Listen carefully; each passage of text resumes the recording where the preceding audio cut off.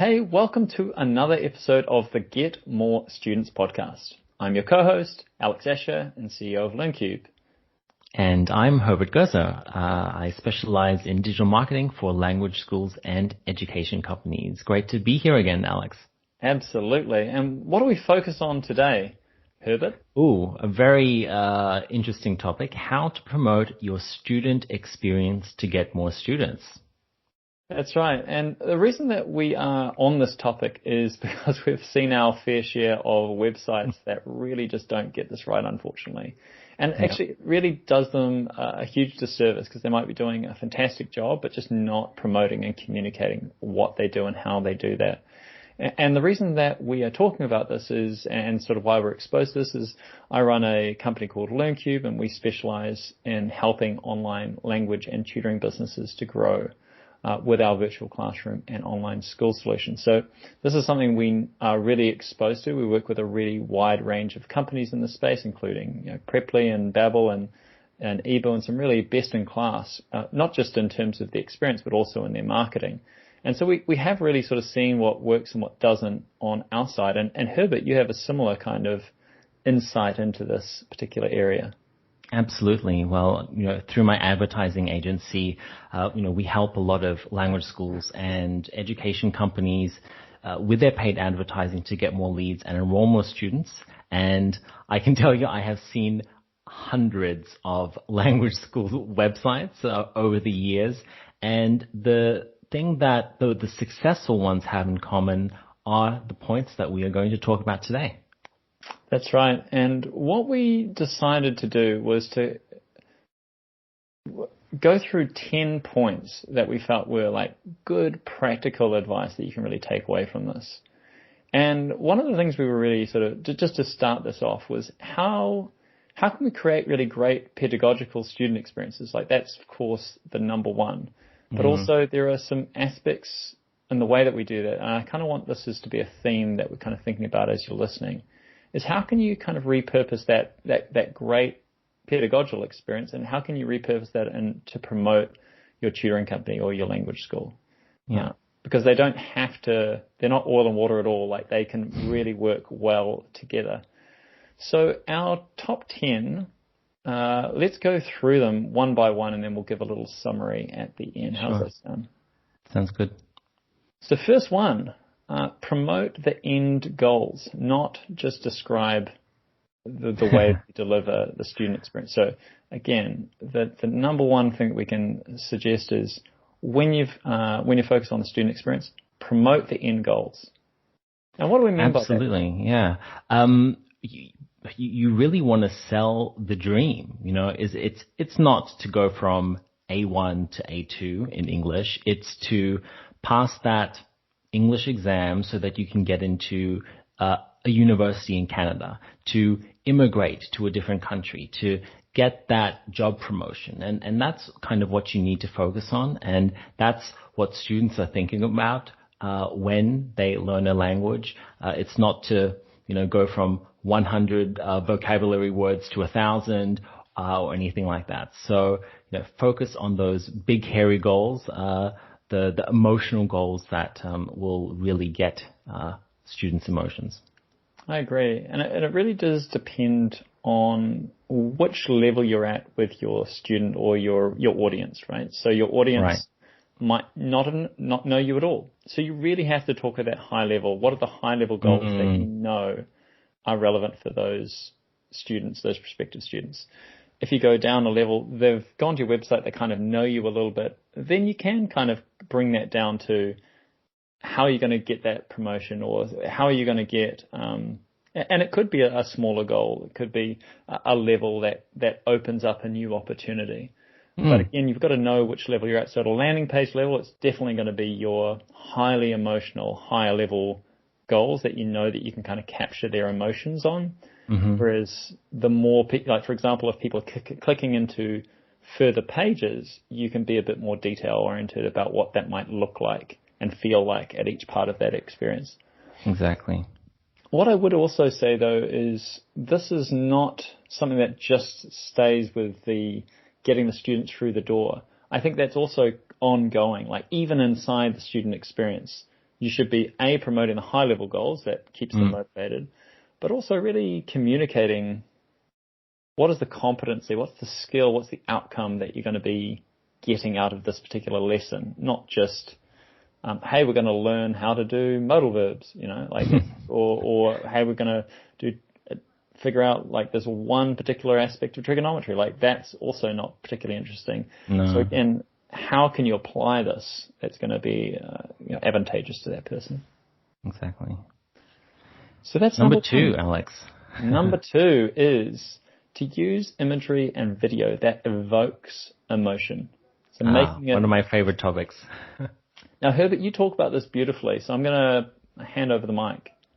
Absolutely. I mean, if anyone's listened to any of our webinars or tuned into podcasts, I probably sound like a broken record when I say, please always use authentic photos and videos on your website, in your social media, in really any marketing material. You need to show real students and real teachers, because in order to make that connection with a potential student, they need to see themselves in your ads on your website.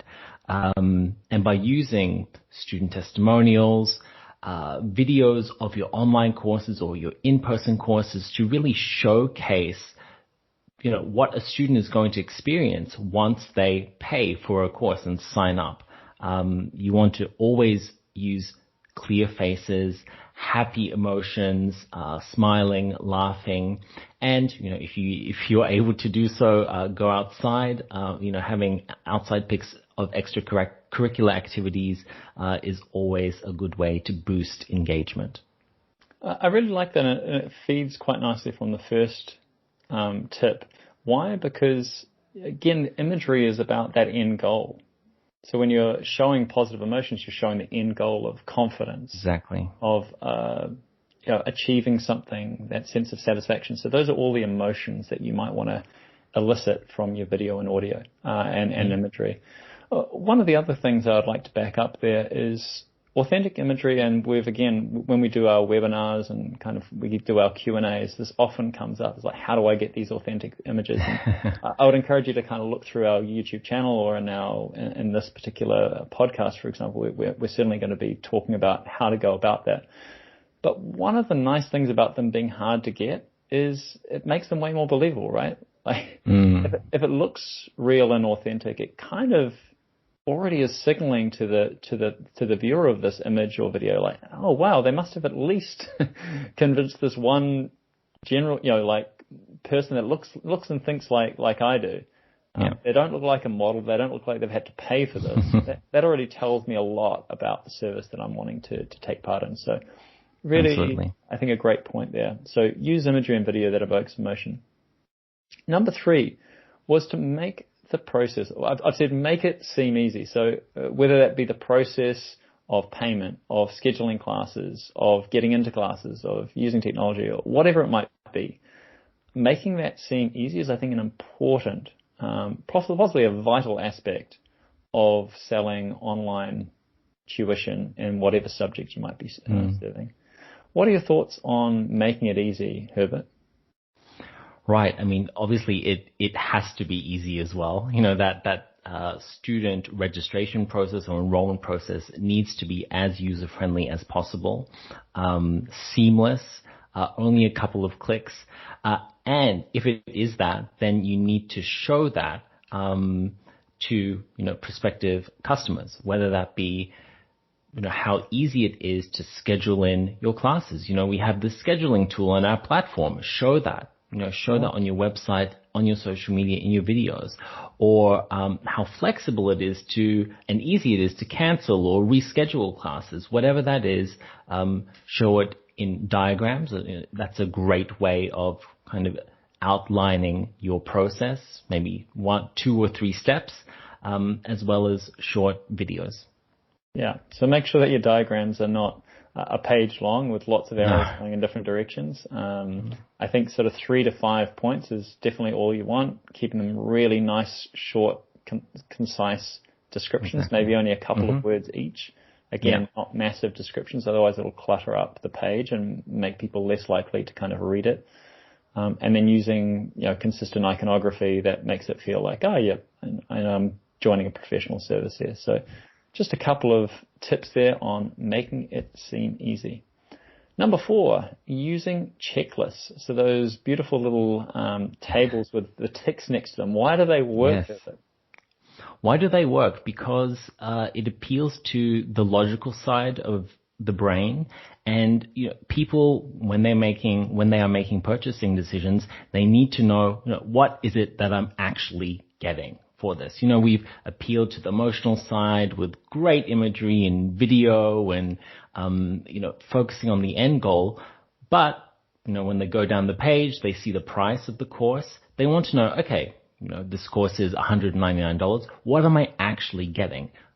5 hours a week of lessons, native speaking teacher, reschedule your classes for free, whatever that is, put that in a checklist, not too long, but the most valuable features of your service or your course, have it in a nice little checklist at the end. And I think you can approach it in a couple of different ways, and it depends on where the reader is in their journey. So if they're just new to your service, make it a short list. No more than 5 points, probably. Yeah. Make sure you mix it up with things they need to know, and then plus at least 1 or 2 things that are different and unique about you. Sure.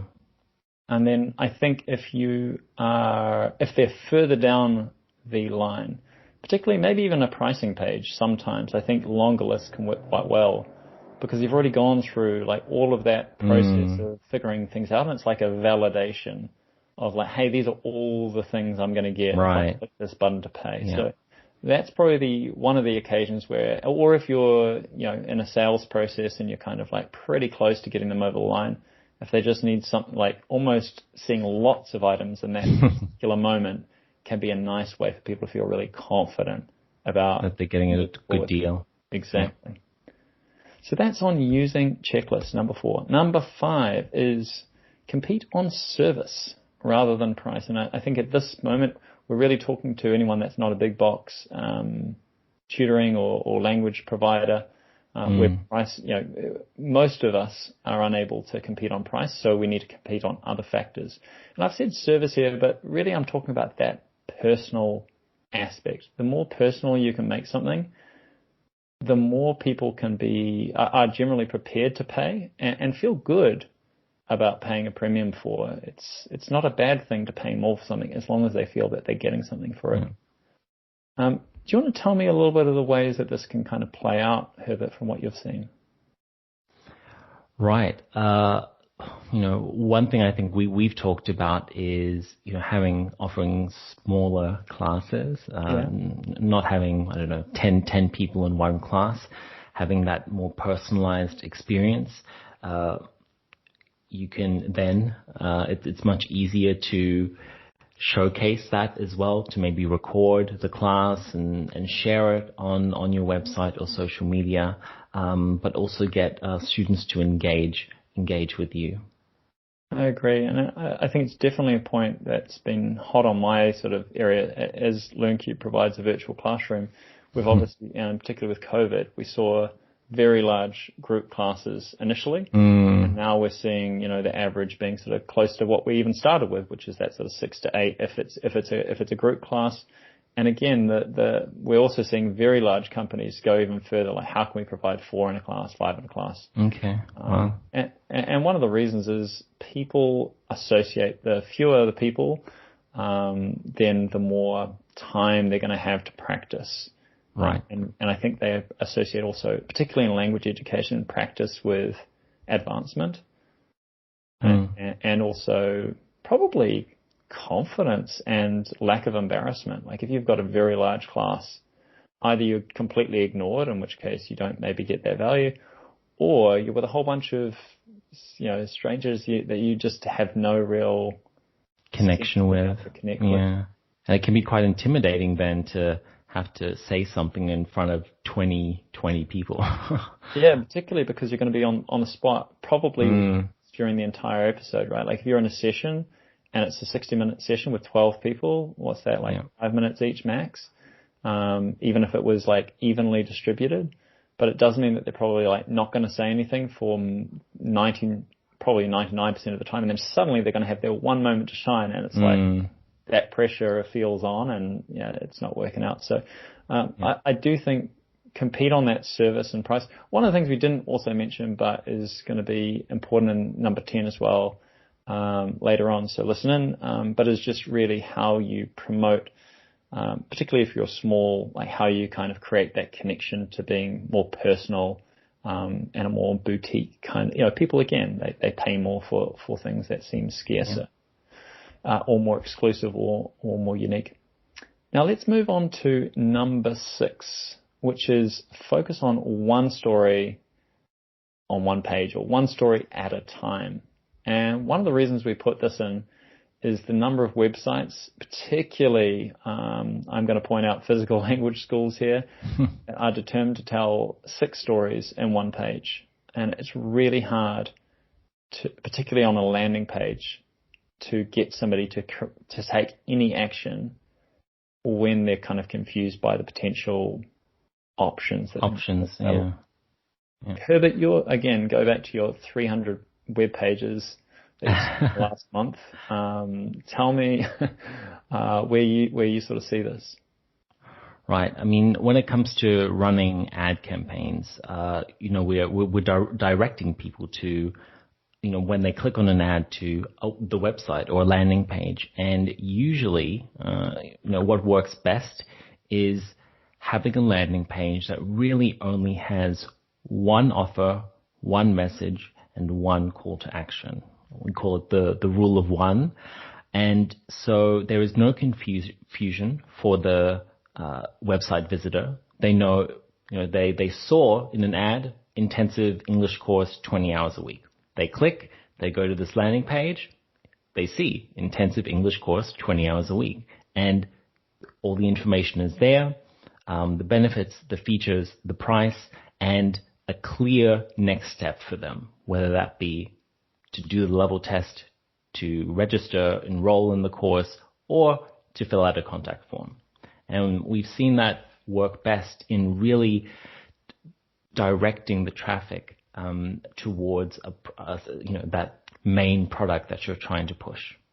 Yeah, so keep that focus. The next item we have, number 7, is to orchestrate the crowd, or orchestrate your crowd, as we say. So keeping it social. So how can you... Absolutely. And this was particularly my point on how can you repurpose some really great pedagogical student experiences and emotions, right?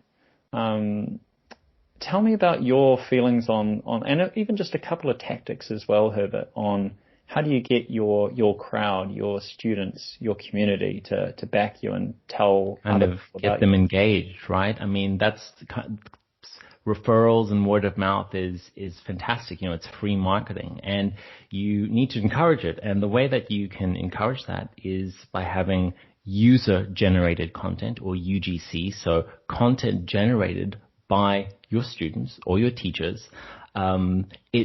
The fantastic thing about it is it's free and it's authentic, and you can do this by possibly having a custom hashtag. Like I see a lot of companies or schools that have a hashtag that is only for them, and they promote it in their classes, on their website, and tell students, hey, when you post something, post it with this hashtag.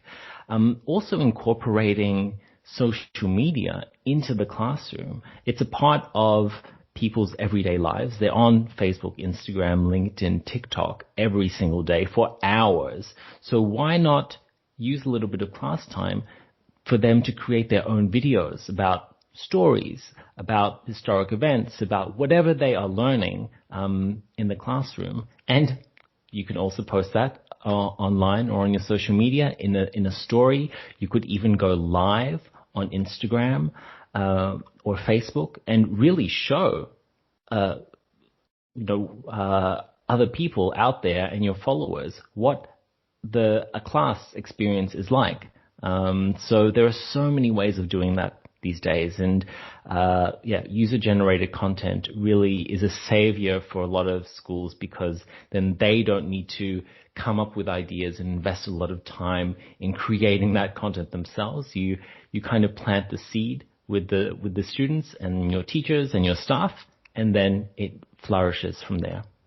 Really good points. I feel there's definitely an episode just in that, so I have to keep definitely. If you're near that subscribe button, please make sure you hit that, and looking forward to hearing more from you soon. But let's go on to number 8, which is to use free trials. I think let's use a caveat here. Free trials are fantastic if you've got fairly qualified leads coming to your landing page. They are an absolute waste of money if you do not qualify the people that are coming to those free trials. So almost again, I think we could do an entire episode just on free trials and how to do them well. But I really encourage people to use it as part of their repertoire, but use it only when you're getting the right kinds of people that are in a position to buy and are using that as a way of it's a buying decision. Rather than it being like, hey, let's get some free trial, or free stuff. The number of people that just click on something in Facebook and then they just have no idea what they clicked. It's just like autopilot, they were bored, who knows. Yep. But getting the right people to those free trials is very important. Now that's number 8. Number 9 was to make it tangible. And what we mean by this is to make the outcome tangible. So certificates can be a nice way of doing that. Now, some people, even on our platform might ask, hey, do you do certificates? Well, one thing I would really recommend is make your own certificates. Make them, it costs like what? Well, literally $5 on Fiverr probably to get a nice certificate template that you can make really with your own branding and make it sort of a beautiful expression of what the student has accomplished. And maybe you personalize it, because if you make it good enough for people to share, or maybe you can also share exactly that user-generated content. I was thinking there, Herbert, like how can you maybe tie those two things together? And then it's like, hey, when I'm not just going to see a print of, I have achieved a level, but maybe I can see myself, with a big smile on my face and an achievement right next to it. I have one client that does this really well. They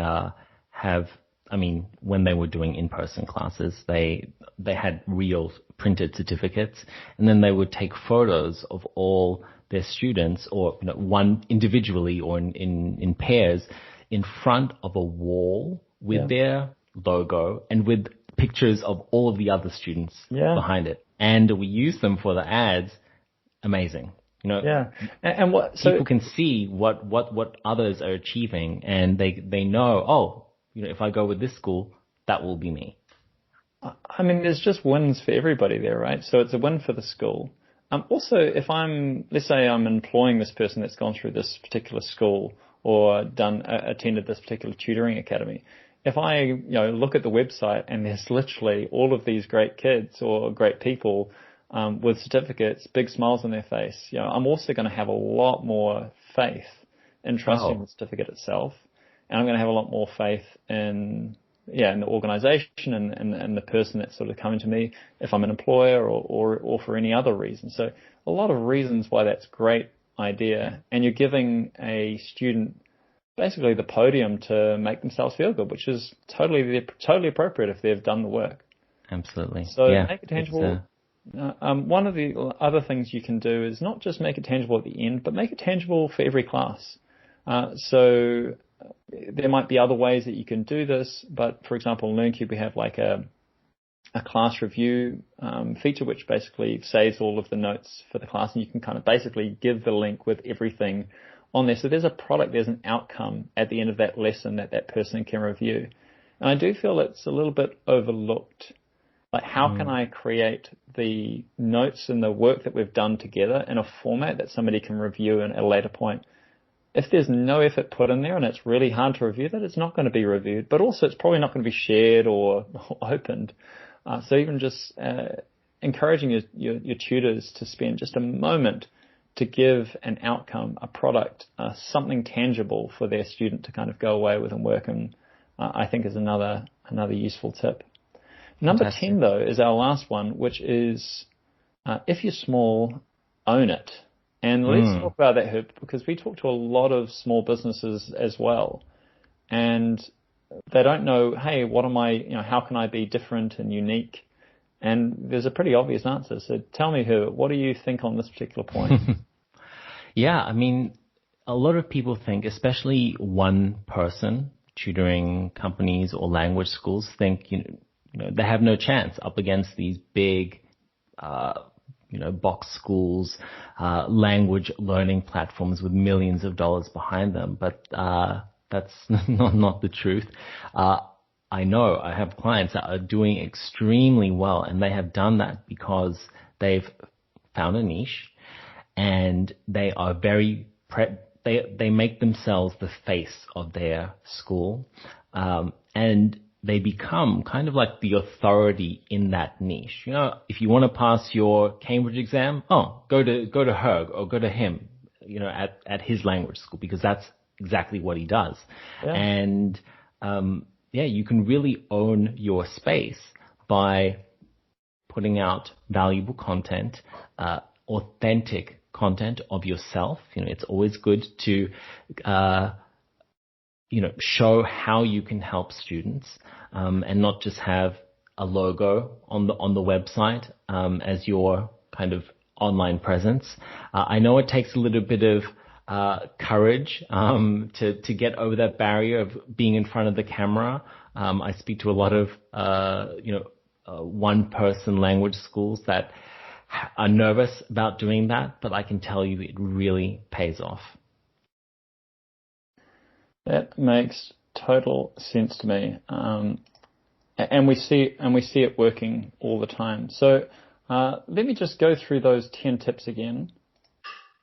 So promote end goals. Use imagery and video that evokes emotion. Number 2. 3, make it seem easy. Number 4, use checklists.